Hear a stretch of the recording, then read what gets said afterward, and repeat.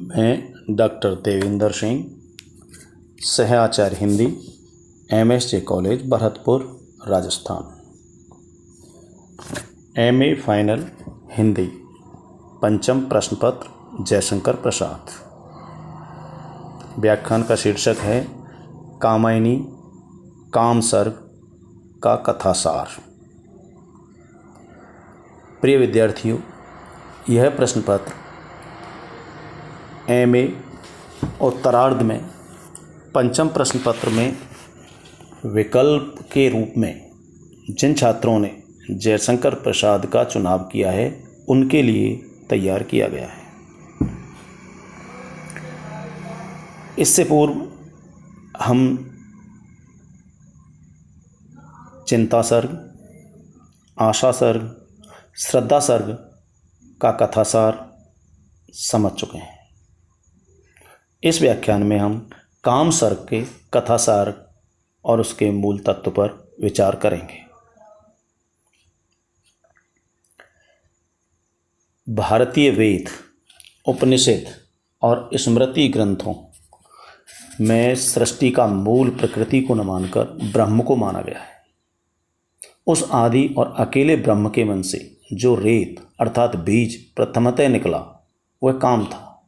यह काम ही सृष्टि रचना और विकास का मूल है। स्वस्थ काम इच्छा रूप है जो प्रणय का आधार पाकर सृजन का कारण बनता है। अस्वस्थ काम वासना रूप है जो भोग क्रिया बनकर ध्वंस का कारण बनता है। इसी काम को आधार बनाकर प्रसाद जी ने काम सर्ग की रचना की है। छायावाद और विशेषकर कामायनी में प्रकृति व सूक्ष्म मनोभावनाओं का एक रूप वर्णन किया गया है। प्रकृति वसंत की माया का प्रसार है तो मनु के शरीर में यौवन हिलोरे मार रहा है। दोनों मदमस्त हैं, प्रकृति भी मनु भी। मनु प्रकृति के अनित्य सौंदर्य पर मुग्ध है। अंदर और बाहर का वातावरण एकाकार है। प्रकृति का मदमस्त सौंदर्य मनु को व्याकुल कर रहा है। मनु उससे पूछता है, मधुमेह वसंत जीवन के वह अंतरिक्ष की लहरों में कब आए थे तुम चुपके से रजनी के पिछले पहरों में। मनु को मतवाली कोयल, कोमल कलियां, फूल, खुशबू, झरने, लताएं, कलकल निनाद, नील गगन, तारे, नक्षत्र, हिमकण, मकरंद, इंदिवर गंध, समीरण न केवल आकर्षित कर रहे हैं बल्कि उसकी काम भावना को उद्दीप्त भी कर रहे हैं। मनु को प्रकृति के सौंदर्य का मधुर आमंत्रण और उसका अकेलापन दुविधाग्रस्त किए है। उसमें अविचार की अभिलाषा प्रबल से प्रबलतर होती जा रही है। वह अपनी इसी दुविधा और इच्छा को निर्जन में व्यक्त करता हुआ कह रहा है कि आज जब आकाश, प्रकाश, चंद्रमा, तारे सब नित्य कर्मरत हैं तब मेरी आंखें पीड़ा से अश्रुसिक्त हैं। यह सौंदर्य का रहस्य मेरे लिए उलझन बन गया है। वह प्रश्नाकुल होता है, पूछता है, इस सौंदर्य का सत्य क्या है? मेरी आकांक्षाओं का मूल उत्स क्या है? मेरी उलझनों का समाधान क्या है? मेरे लिए किसका मधुर मधुर आमंत्रण है? मुझे कौन पुकार रहा है?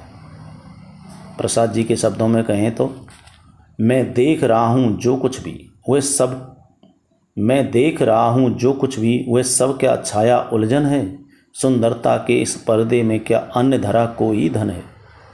श्रुतियों में चुपके चुपके से कोई मधुधारा घोल रहा, इस नीरवता के पर्दे में जैसे कोई कुछ बोल रहा। प्रकृति के इस सौंदर्य को देखकर मनु अभिभूत है, आकर्षित है, जिज्ञासु है, प्रश्नाकुल है। मनु का अकेलापन, प्रकृति का मादक सौंदर्य और रहस्यपूर्ण अज्ञात मधुर आमंत्रण उसे कामोद्दीप्त कर देता है। देव प्रतिनिधि की वासना पुनः अनियंत्रित हो जाती है। वह अपने पूर्व विचारों को पलटता हुआ इस निश्चय पर पहुंचता है कि इंद्रियों का भोग विलास देव संस्कृति के नाश का कारण नहीं हो सकता है। अतः वह निश्चय करता है कि अब वह वासना अर्थात मुक्त भोग करेगा। प्रसाद जी ने उसके विचारों को कविता के रूप में इस तरह से लिखा है।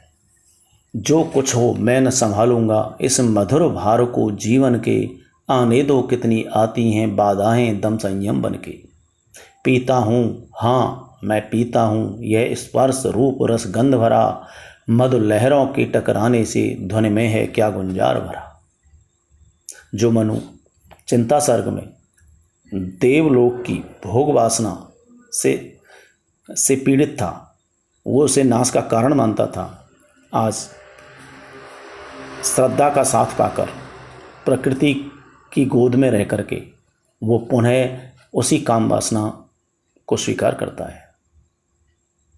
इन पंक्तियों में मनु द्वारा काम वासना का स्पष्ट स्वीकार है और इसी निश्चय के साथ वह नींद के आगोश में चला जाता है, लेकिन स्वप्न में उसकी भावना के अनुरूप काम का अवतरण होता है, जो मनु को अपना इतिहास और स्वरूप स्पष्ट करता हुआ कहता है कि इस प्रकृति में मैं काम और रति ही यौवन और सौंदर्य के प्रतिरूप थे। हम दोनों की प्रेरणा से ही सृष्टि में प्रथम क्रिया का आरंभ हुआ, जिससे संपूर्ण सृष्टि का विकास हुआ। वह मूल शक्ति उठ खड़ी हुई, अपने आलस का त्याग किए, परमाणु बाल सब दौड़ पड़े जिसका सुंदर अनुराग लिए। वह आकर्षण वह मिलन हुआ प्रारंभ माधुरी छाया में, जिसको कहते सब सृष्टि बनी मतवाली अपनी माया में। देव संस्कृति में काम और रति का पूर्ण विकास हुआ और पूर्ण आधिपत्य रहा। उन्होंने देव और सुरबालाओं को अपने बस में रखा तथा कभी भी तृप्त न होने दिया। देवों का अतिशय भोग विलास सृष्टि में प्रलय का कारण बना। देवों के साथ मेरा और रति का भी शरीरांत हुआ, तब से मैं अनंग होकर भटक रहा हूँ। प्रसाद जी के शब्दों में अगर हम समझें तो कुछ उन्होंने इस तरह से लिखा है। देवों की सृष्टि विलीन हुई अनुशीलन में अनुदिन मेरा अत्याचार न बंद हुआ, उन्मत्त रहा सबको घेरे। मैं तृष्णा था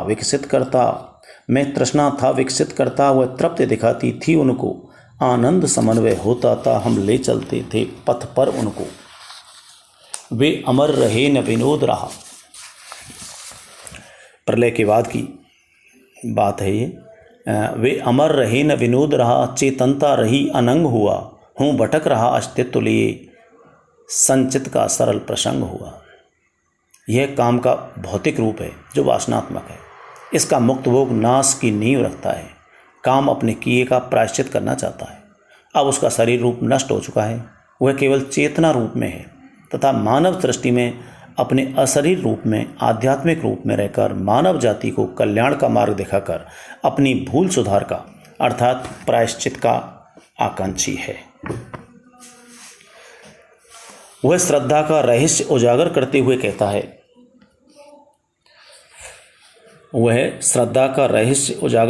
कहता है कि श्रद्धा हम दोनों की संतान है, इसलिए वह कामायनी भी कहलाई, जो सुंदर, भोली, कोमल, शीतल और शांतिमयी है। वह इस जीवन की कल्याणकारी शक्ति है। वह हमारा स्वस्थ रूप है। यदि तुम उसे पाने की आकांक्षा रखते हो तो उसके योग्य बनो। अर्थात काम स्वस्थ रूप को अयोग्य मानव प्राप्त नहीं कर सकता। काम के स्वस्थ रूप को अयोग्य मानव प्राप्त नहीं कर सकता। दरअसल मनुदेव संस्कृति की उसी वासना में डूबा जा रहा था। वह अपने पूर्व अतिशय भोग का परिणाम भी जानता था, इसलिए उसके मन में काम के स्वस्थ और अस्वस्थ दोनों रूपों का द्वंद्व चल रहा है, जो स्वप्न में साकार होता है। दिन में वह काम के वासनात्मक स्थूल रूप का पक्षधर था, तो स्वप्न में काम की वाणी के रूप में काम के स्वस्थ और सूक्ष्म रूप को भी समझ रहा है। प्रसाद जी के शब्दों में काम के विचारों को पढ़ना उचित रहेगा। आरंभिक वात्सा उद्गम में अब प्रगति बन रहा संस्कृत का, मानव की शीतल छाया में ऋण शोध करूँगा निज कृत का। दोनों का समुचित परिवर्तन जीवन में शुद्ध विकास हुआ। प्रेरणा अधिक अब स्पष्ट हुई जब विप्लव में पड़ ह्रास हुआ। हम दोनों की संतान वही, कितनी सुंदर भोली बाली, रंगों ने जिनसे खेला हो ऐसे फूलों की वह डाली। उसको पाने की इच्छा हो तो योग्य बनो। कहती कहती वह ध्वनि चुपचाप हुई सहसा, जैसे मुरली चुप हो रहती। इस तरह मनु का स्वप्न भंग हो जाता है। वह श्रद्धा को पाने की आकांक्षा से भर उठता है और इसी समय अरुणोदय हो जाता है। उसके सामने देवों को मदमस्त करने वाली सौम्यलता सम काम गोत्रजा श्रद्धा थी, जिससे अरुणोदय की स्वर्ण रश्मियां अटखेलियां कर आनंदित हो रही थी। काम पीड़ित और अतृप्त मनु को उसका अभीष्ट सहज ही प्राप्त था। अंधे को क्या चाहिए? 2 आंखें। यहाँ प्रसाद जी को के कलात्मक शब्द को देखना आवश्यक होगा। प्रसाद जी ने इस स्थिति को इस तरह से व्यक्त किया है। मनु आंख खोलकर पूछ रहे, पथ कौन वहाँ पहुँचाता है? उस ज्योतिमयी को देव कहो, कैसे कोई नर पाता है? पर कौन वहाँ उत्तर देता, वह स्वप्न अनोखा भंग हुआ। देखा तो सुंदर प्राची में अरुणोदय का रस रंग हुआ। उस लता कुंज की झिलमिल से हेमाव रश्मि थी खेल रही, देवों के सौम सुधा रस की मनु के हाथों में बेल रही।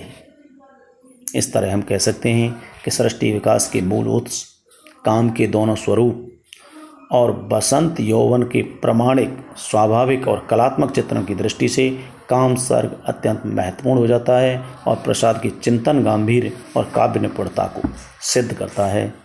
समाप्त।